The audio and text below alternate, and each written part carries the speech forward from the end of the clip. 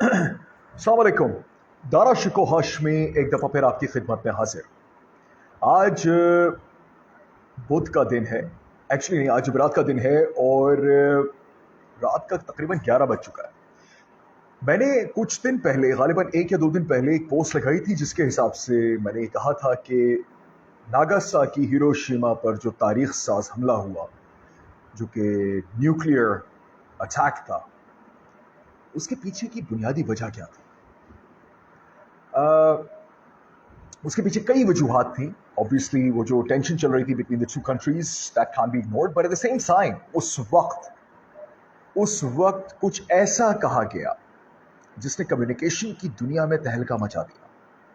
हमें और आपको अच्छी तरह पता है कि जब इतनी बड़े लेवल के ऊपर बात हो रही होती है तो ऑब्वियसली जो जापानी लोग हैं उनको अंग्रेज़ी समझने में दिक्कत हो रही होती है। इसी तरीके से अंग्रेज़ों को, गोरों को, अमरीकियों को जापानी समझने में दिक्कत हो रही होती है, तो उसकी वजह से ट्रांसलेटर्स को रखा जाता है।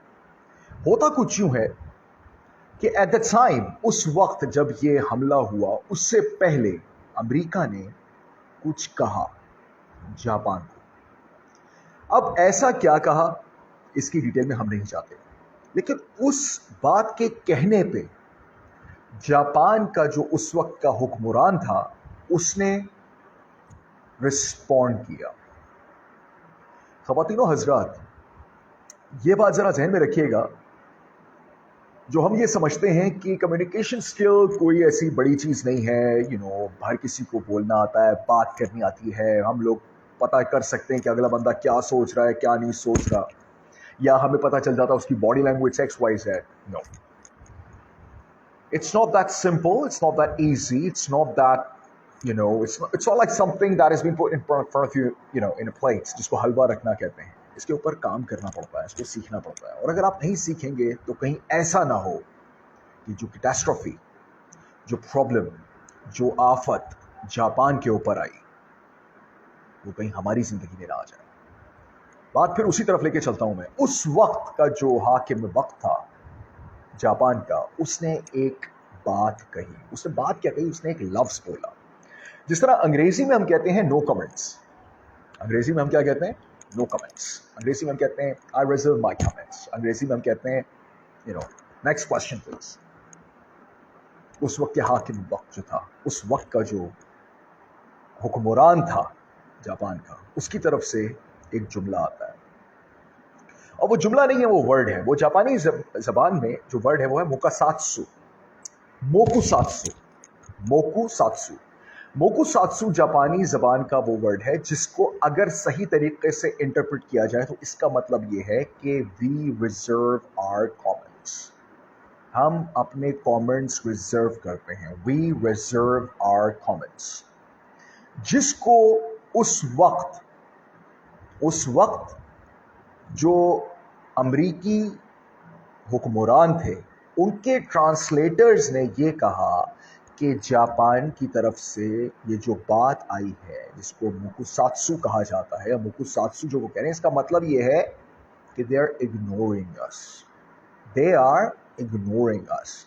अब इमेजिन करें कि एक नॉर्मल सा इंसान और उसके सामने एक बहुत पावरफुल सा इंसान वो कुछ कहता है, तो नॉर्मल सा इंसान आगे से कोई बात करता है तो दोस्त जो पावरफुल बंदा वो कहता है तुमने क्या कहा?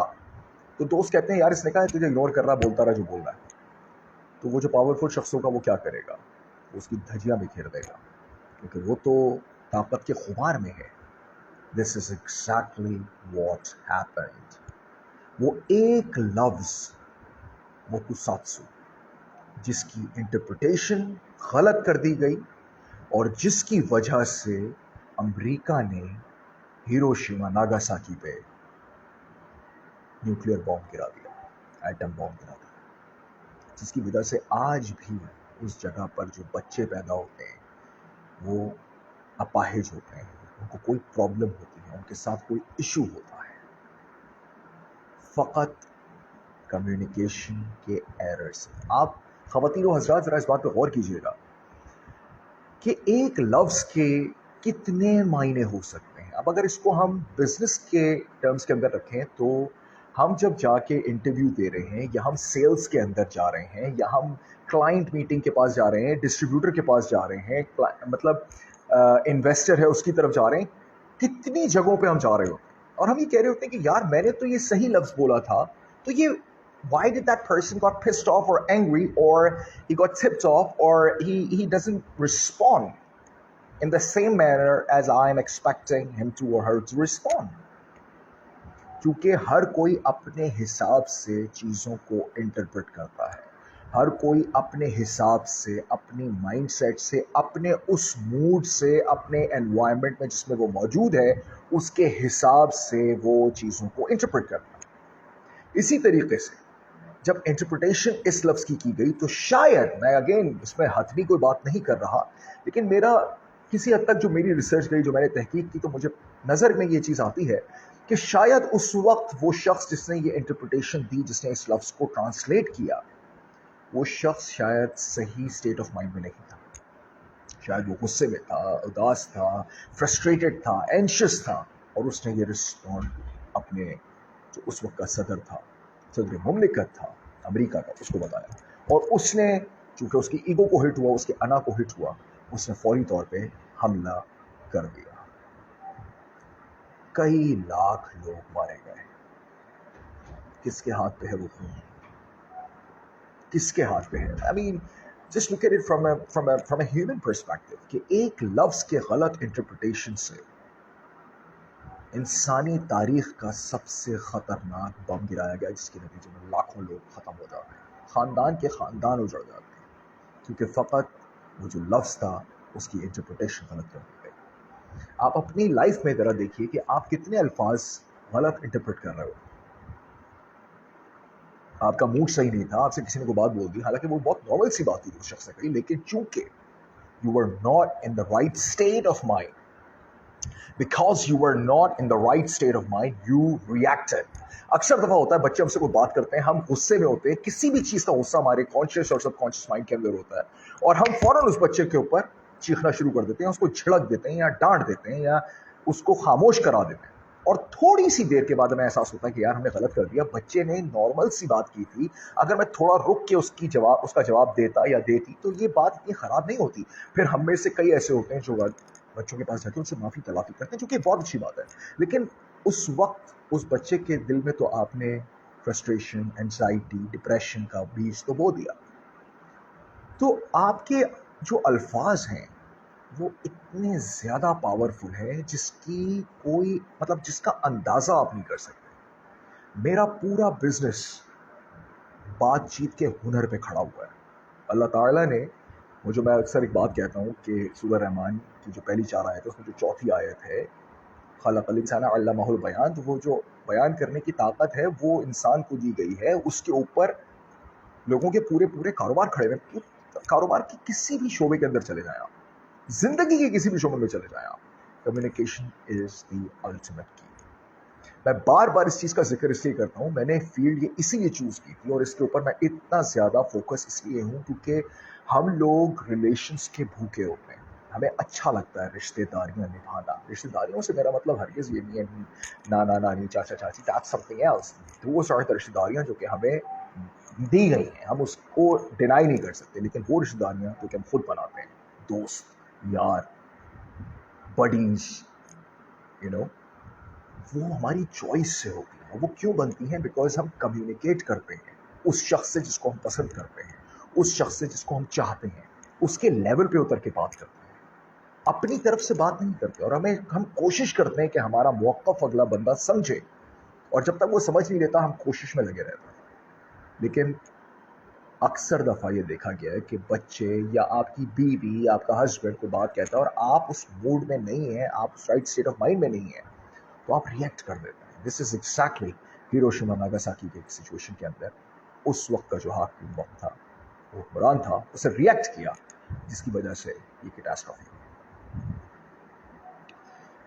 तो जनाब अली, ये आज का जो एपिसोड था ये स्पेशली मैंने इसीलिए रखा था क्योंकि मैंने जो वो पोस्ट लगाई थी उसके बारे में लोगों का कहना था कि आप ज़रा इसके बारे में बताएं कि आखिर हुआ क्या था। This is exactly what has happened. तो please go and study a bit in the detail, you know, your history, the historical events that has actually happened in the past, and how exactly, you know, things have changed because the people actually communicated. For example, Martin Luther King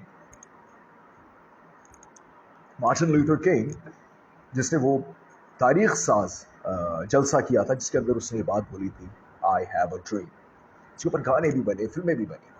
I have a dream وہ اتنی powerful speech تھی جس نے امریکہ کی تاریخ کو ایک نئے دور سے متعارف کرایا تھا. جب سیاہ فام امریکیوں کو پورے حقوق نہیں ملتے تھے, ایسی سچویشن, ایسی صورتحال میں مارٹن لوتھر کنگ سامنے آتا ہے اور وہ کہتا ہے آئی ہیو اے ڈریم, اور وہ تاریخ ساز تقریر کرتا ہے. تقریر, پبلک اسپیکنگ, کمیونیکیشن. روزا پارکس, پھر آپ پیچھے چلے جائیں امریکہ کی تاریخ میں جب سیاہ فام جو امریکی تھے ان کے ساتھ بہت ظلم ہو رہا تھا. روزا پارکس وہ عورت تھی جس نے بس میں اپنی سیٹ چھوڑنے سے منع کر دیا تھا. دوسری گوری کھڑی ہوئی تھی, اس نے اس کو بولا, اس نے میں سیٹ پہ چھوڑوں گی, اس کو تم تو کالی ہو. روزا پارکس باہر نکل کے بس کے سامنے کھڑی ہو جاتی ہے, گزارو میرے اوپر سے. یہ ایک سٹیپ جو کہ باڈی لینگویج کے ذریعے اس نے کمیونیکیٹ کیا, اگین ایک بہت بڑا ریولیوشن لے کر آیا تھا امریکہ کی تاریخ میں. اس طرح کی سینکڑوں مثالیں ہیں, سینکڑوں مثالیں ہیں. اگر ہم 1400 سال پہلے چلے جائیں, 1400 years ago, we go back in time, you'll see کہ کس طریقے سے کمیونیکیٹ کر کے حضور اکرم صلی اللہ علیہ وآلہ وسلم نے اسلام کو پھیلایا. کس طریقے سے, وہ کیا کمیونیکیشن کا لیول ہوگا, what was that level, what was the amazing level of communication skills that the Holy Prophet had. وہاں سے سیکھنا شروع کریں. قرآن کو پھر سے میں نے کہا, میں بار بار اس کا ریفرنس اس لیے دیتا ہوں کیونکہ قرآن کا جو نصف ہے, جو بالکل بٹوین, جو ایک لفظ ہے وَلْيَتَلَطَّفْ, بات کرنا. کئی لوگ اس کو نرمی سے بات کرنا کہتے ہیں, کئی لوگ کہتے ہیں بات کرنا, اطمینان سے بات کرنا. لیکن دیکھیں بات وہی ہو رہی ہے, بات کرنا, کمیونیکیٹ کرنا, پیغام کو آگے لے کے جانا. وہ جو اقبال نے کہا تھا کہ زیر خنجر بھی یہ پیغام سنایا ہم نے, تو وہ سنایا, کمیونیکیٹ کیا. لیکن پیغام باہر بعد میں سنایا جاتا ہے, پہلے اندر سنایا جاتا ہے, پہلے اپنے آپ کو سنایا جاتا ہے. ورنہ اسی طرح کی کیٹاسٹرافیز ہوتی ہیں جیسا کہ ہیروشیما ناگاساکی میں. اور کسی نے بڑی خوبصورت بات کہی تھی, کسی نے عشق حقیقی کی جب بات ہوئی تو بڑی خوبصورت بات کی. اس نے کہا عشق میں, محبت میں دیکھنا مقصود نہیں ہے. عشق محبت میں دیکھنا مقصود نہیں ہے, ضروری نہیں ہے. کوئی دیکھ کے ابو جہل رہتا ہے اور کوئی بن دیکھے اویس قرنی بن جاتا ہے.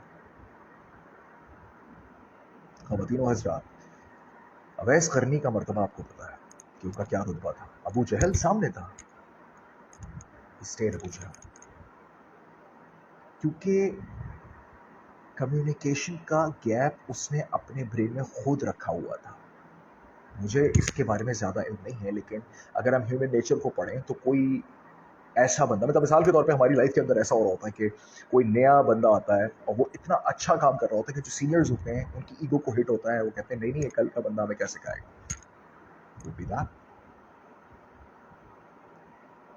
But he proved with immaculate communication skills how to spread the word of God, how to spread the word of Allah.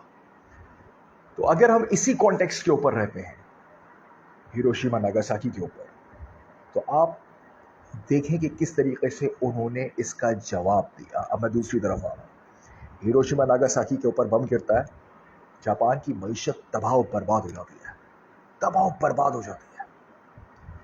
کچھ سال کے بعد اس وقت کا جو رولر ہے جاپان کا, وہ امریکہ میں ہوتا ہے, اور وہ کسی ایسی جگہ پہ ہوتا ہے جہاں پہ امریکی صدر بھی ہے, یہ بھی موجود ہے, اور اٹس اے ہیوج کراؤڈ. وہ کراؤڈ کے اندر صحافی بیٹھے ہوئے ہیں اور سوال جواب کا سلسلہ چل رہا ہے. تو اس وقت ایک شرارتی صحافی نے, امریکی صحافی نے ایک سوال اٹھایا جاپانی صدر سے کہ یار ہیروشیما ناگاساکی پہ ہم نے, مطلب امریکہ نے بم گرایا, تو آپ نے کیا کیا؟ آپ نے کچھ بھی نہیں کیا یار. You guys did nothing. Now this is a way to pump up the person, who ignite the true and the wrong emotions of a person to make him angry, so that person reacts in the general public, and then you make it a scandal and say, look what Japani Sadr has actually done. You know what Japani Sadr said? جاپانی صدر نے کہا, آپ نے بالکل صحیح کہا, واقعی ہم نے تو نہیں کیا کچھ. لیکن میں آپ سے ایک سوال کرتا ہوں. جاپانی صدر نے صحافی سے پوچھا, وائٹ ہاؤس میں جو ٹی وی لگا ہوا وہ کس کمپنی کا ہے؟ وائٹ ہاؤس میں جو سیکیورٹی جو آپ کا میجرز ہیں، جو سیکیورٹی کیمراز ہیں، یہ سب چیزیں وہ کس کمپنی کے ہیں؟ وائٹ ہاؤس میں جو الیکٹرانکس کا سامان ہے وہ کس کمپنی کا ہے؟ اس نے یہ کہہ کے ساری چیزیں گنوا دی. اس نے کہا، اور صحافی یہ کہنے پہ مجبور تھا، سونی، پیناسونک، دس دیٹ، اس نے کہا ساری کمپنیز کس کی ہیں؟ جاپان کی. اس نے کہا اگر جاپان اپنی پروڈکشن روک دے تو امریکہ کی 40% اکانومی ہل جائے گی. اس نے کہا ایسے ہم نے بدلا دیا. تو جناب علی، ان لوگوں کا بہت بہت شکریہ جنہوں نے ہمیں لائیو سنا.